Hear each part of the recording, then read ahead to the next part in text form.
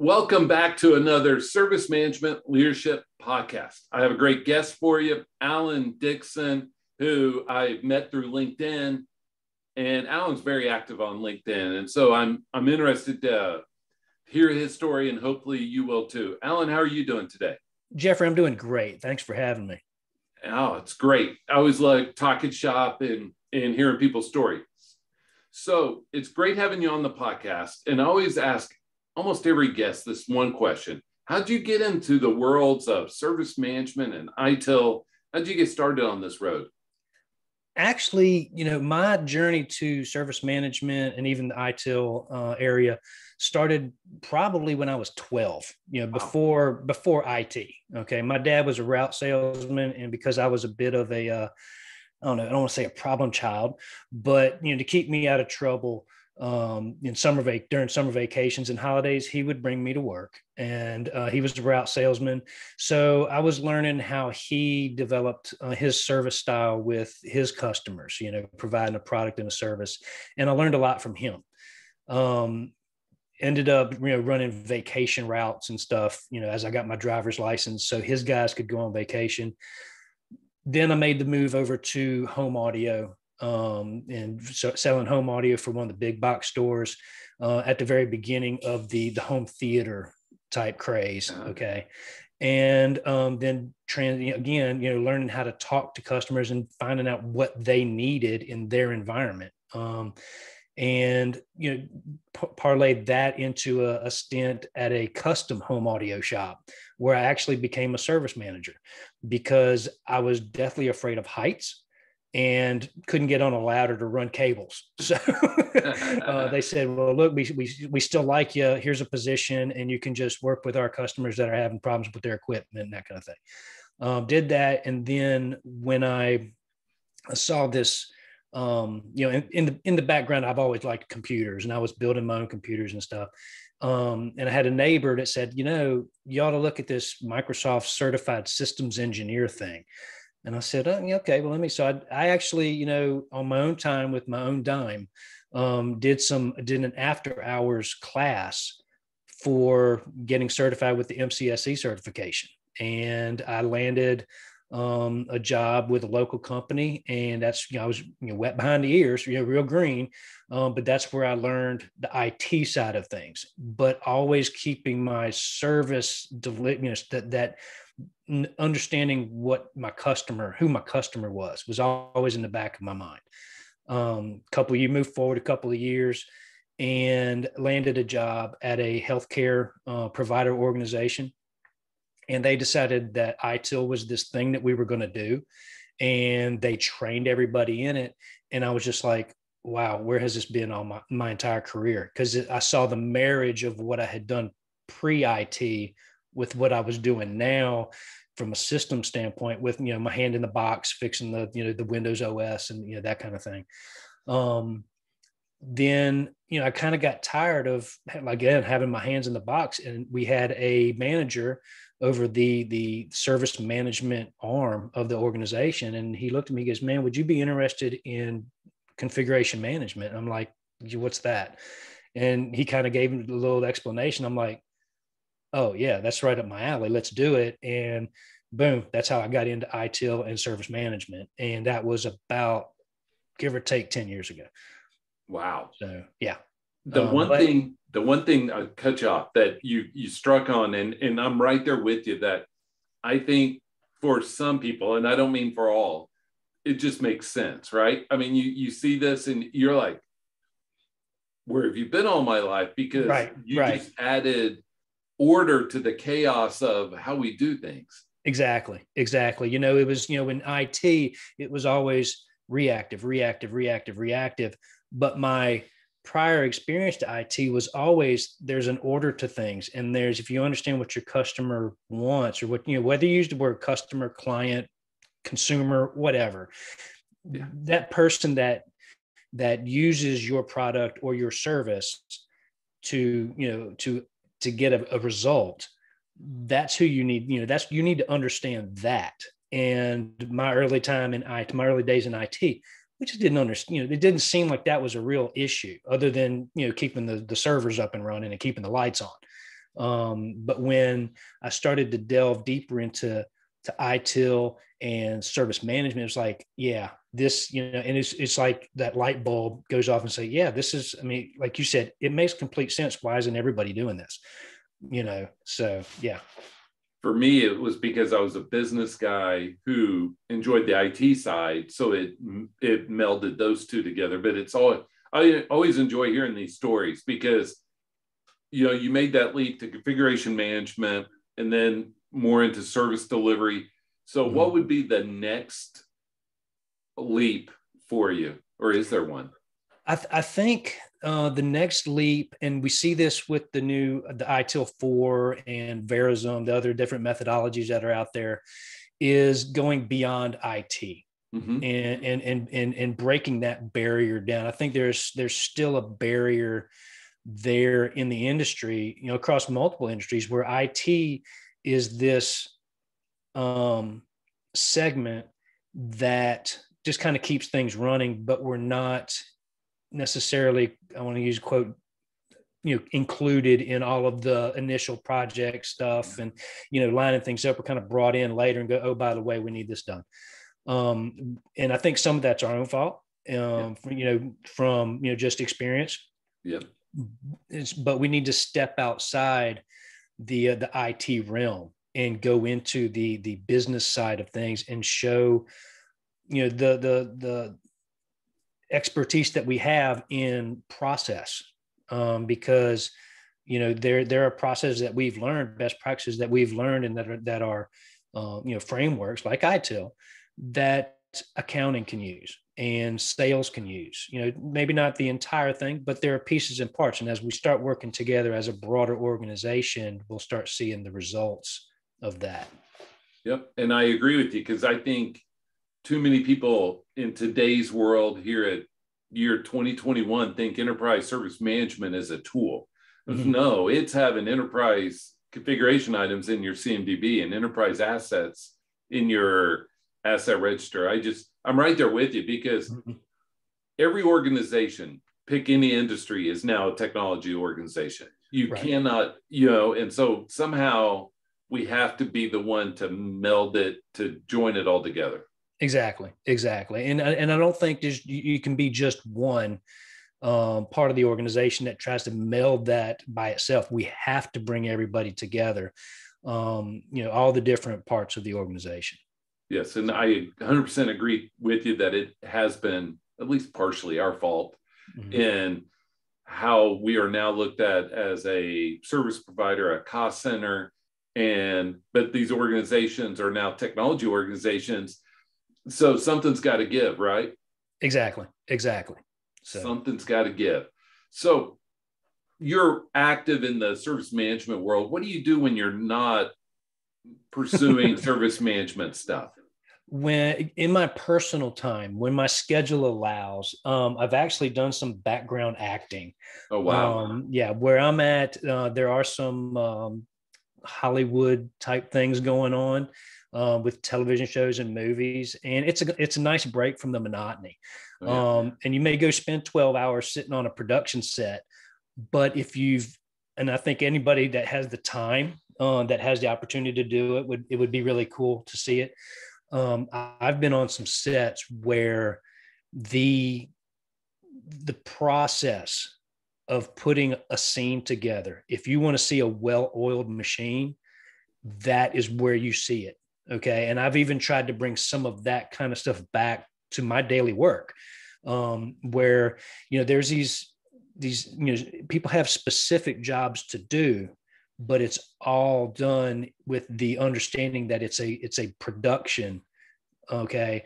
And there's a final result that everybody takes part in. Yes. And that's, it's really cool to see that come to fruition. And then 6 months later, see yourself on TV. That's kind of cool too. So. I would even say there are a lot of aspects of ITIL that are included. You have governance. Somebody's in charge of the bigger picture and how the pieces fit together. Absolutely. Somebody's worried about improvement. Hey, Joe, you could do a little better. Hey, Sally, try to smile. You need to hit this one better. Exactly. I still see those same themes, if you will, carry through. Absolutely. Absolutely. Because you've got all the guys doing, you got the lighting guys, you've got the director, the cinematographer, and they're all working together to have with this one image in mind, and when he needs to be tweaked, the director come in, hey, let's try this, or the assistant director, hey, let's tweak, let's move to this area instead, and the camera guy, and it's just awesome the way, that machine works. There's, Hollywood gets a lot of bad press sometimes, but, we all do, so, but it's really a joy to be on set when it works out. And I always applaud people for pursuing their passions. Life's too short. And Exactly. So your time is your valuable commodity. Spend it the way you want to spend it. Life is short. So what advice would you give people that would maybe possibly be looking to make the leap into ITIL service management and on that road? What are some of the things for them to think about? What's some guidance you would offer? I think, do your research, obviously, and find, ITIL, it's 4 letters. You can Google that all day long and find all kinds of things that are, pretty on point. Okay. Watching podcasts like this one, and other, various ones. There's so much information out there, but find your passion. Okay. With me, it was maybe because it was the first position I had in ITIL, was that configuration manager. That's my passion. And it's, parlayed into several other avenues for me, but that's really my niche. That's where I'm happy. Other people, it may be incident management. Other people, it may be change management. Okay. I like all of them, but my passion is this one. Let your passion drive your self-education. Don't rely on the company that you're working for to give you the training. Go do the training yourself. Okay. And because there's a lot of training out there that's affordable, some maybe not so affordable, where you got to take a loan out, but it's, the training is available. Books are out there. Read, never stop reading. And it doesn't have to be ITIL specific books. It can be, books related to service, books related to, making yourself better. That's, as we're all, working on ourselves. I think our jobs are to, in fact, the way I approach this, my job is to make the people around me thrive. Okay. Yeah. And the more I learn and can make their jobs easier by either, helping them learn or, taking those obstacles away, that's what I try to do. But as you need to teach yourself. Don't rely on somebody else to come by and just hand you a book. And so, I want to take a step further, because I 100% agree with you. And if I could push in on 2 things. Sure. One, service management comes in many flavors. It's like going to the ice cream shop. Pick your favorite flavor. Like some people like the thrill of being in an incident control room, when something's on fire. Other people like the finance aspects of asset management. Fine. But you don't go to college for those. So you got to figure out what you like to do. But there are a lot of jobs open in this field right now. Absolutely. The second one, and I want to push in even further on you, is that this is my belief. I don't want to project onto you, but sure, there is a lot of books, podcasts, stuff out there, but a lot of it's theory. And I think people will struggle because, how do I apply this? What's this look like in real life? And the signal to noise level is sometimes off, and it's hard for people. And that's mine. I don't want to project that onto you, but how would you suggest somebody address that if you believe that's true? I think you're on point there. I really do. And I think, you've got to get in somewhere where you're going to get that experience, and you're absolutely right. Podcasts are one thing, books are one thing. There's nothing like hands-on experience. Okay. So you've got to get in an organization that's going to allow you to do that and learn. Okay. There is no substitute for being in the thick of it, so to speak, and learning, because you're going to learn a lot more there. Okay. And it may be specific to that particular environment. Okay. And then if you move on, if and when you move on, you can still take that experience, and that next environment might be slightly different, but that's just going to broaden your horizons, basically. So, you just take and keep building on those experiences, and eventually you have this full portfolio of what and you can start, you just continue to expand. Oh yeah. My first tool that I was working process on was BMC Remedy. It was probably one of their five series of whatever revisions or whatever, and right. been through a lot now, and just a different way of looking at things. So the other thing if I can piggyback, is try to take a big picture view and not be tool centric. Those of us older people, I don't want to put that on you, I'll put that on me, have seen a lot of tools come and go. And while one of them is very prominent now, it doesn't, for a 25-year-old, it doesn't mean it's going to be prominent throughout your career. Right. Exactly. You can look at, the different quadrants and, that kind of thing, and see who the big players are, but you still need to be able to understand the process. A tool is a tool. It does a specific thing. Some do it better than others, but you still need to understand the processes that are behind that. And once you understand the process, tool doesn't matter. Right. So to an extent, because you've got smaller organizations and large organizations, and they're going to be, their tool sets are going to be different. So whether it's something that you pay for or some kind of open source, you need to, again, it's just process. And trying to understand how all the pieces fit together. I think that's where a lot of people struggle, is they can't get up high enough to see the whole puzzle. Right. And I think that's where, those of us that have been in it for a while, that's where our knowledge comes from, is being able to, is to go up to that higher altitude and bring them with us for that short period and say, this is the big picture. Now let's dive, back down to where you're at right now and see how what you do impacts all these other aspects of service management. CMDB for one. Yes. It's huge. That is the foundation. As far, I'm a bit biased, but it's the foundation. And if you don't have a well groomed CMDB, you're going to miss a lot of stuff. You're not going to be able to trend like you want to. You're not going to be able to do some other things. Although you may have a list of CIs, what's that actually doing for you if you don't have the mappings, between those CIs, had those relationships, so it's a building block that you build on. And then you've got incident management, change enablement, and all those other things that you can build upon that. And so I'm passionate about the CMDB as well. So I'm nodding along, those of you listening. In fact, I'm speaking at the Pink conference in February on making your CMDB an enterprise CMDB. And just all of that.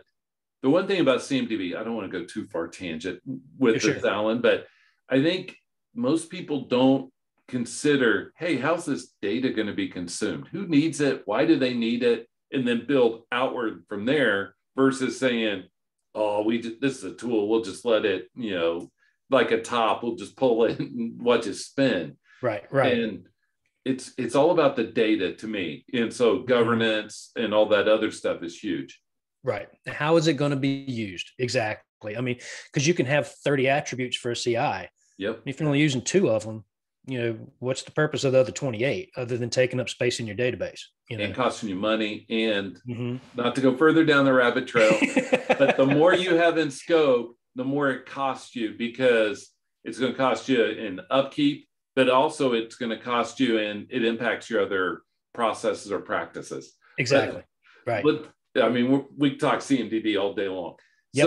So what are some of the things that you think organizations may miss the mark a little bit when it comes to ITIL or service management? People. Yeah. I think people is where a lot of them miss the mark, because I think because we have IT in front of a lot of stuff, we tend to maybe look within, which is not necessarily a bad thing. But and again, I may be biased on this simply because of my pre-IT career, where I was doing route sales and sales in big box stores and stuff. We were specifically trained on how to give good service. Right. Okay. When I was working at a grocery store, it was, if a customer comes up to you and says, "Where's the flour?"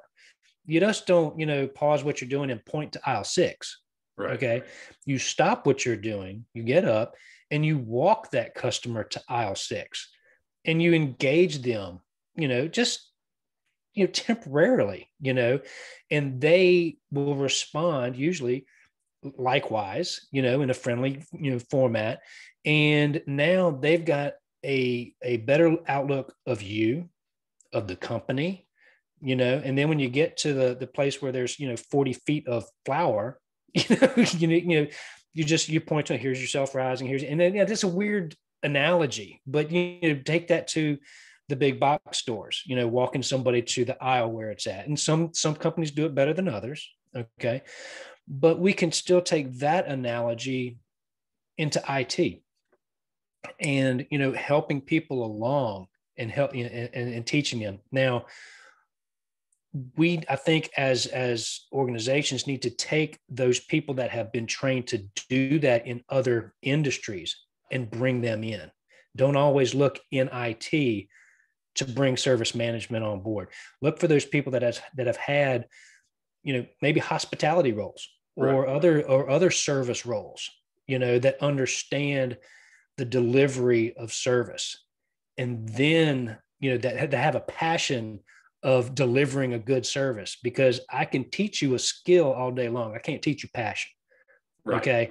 That's, if they got a passion about delivering service to a consumer or again, a client, consumer, whatever you want to call it, then you can teach them that service management framework, and they're going to find their niche inside that, and they're going to blossom. Okay. That's my viewpoint. It may be a little, biased, but I'm one that's going to try to give somebody a chance if I can see that passion in their eyes. And I want to bring up something from the first part of our conversation, is that we in IT have done ourselves no favors throughout history. And so we carry those burdens with us. The people, our stakeholders, they see us, all this baggage is at the middle of the table and we're looking across at each other.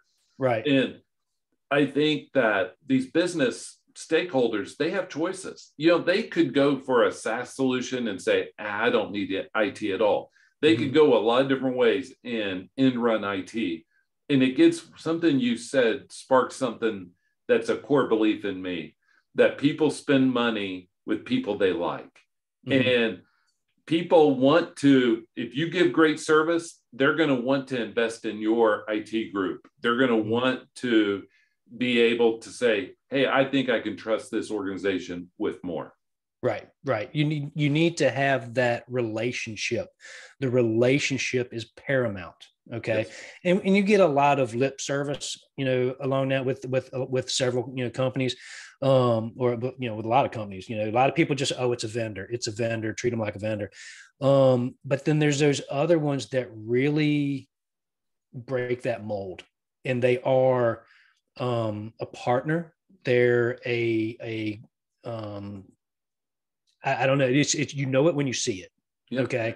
And it may take, a sit down with 3 or 4 different organizations that are where you're trying to decide on a product or whatever to actually see that, but you'll see it when they walk in the room, and you kind of understand it's easier to work with them, especially after the fact, because selling you something is one thing, servicing that and supporting that is the long-term effort. And I think a lot of times too, organizations have an issue with, it's this price point. We don't want to go above this price point. Well, they're not looking at the price point later and it may be a softer kind of price point, a softer thing, where it's the support that you're getting, where, hey, I can pick up the phone and call the head support guru at this company and he's on it, versus, okay, let me go into the queue and sit for 35 minutes or longer. So it's the support end. Okay. It's like when you buy a car, Okay. You can get a really good price on a car. How is that dealership going to service that car later and keep you coming back? And that's the thing. It's all about the service.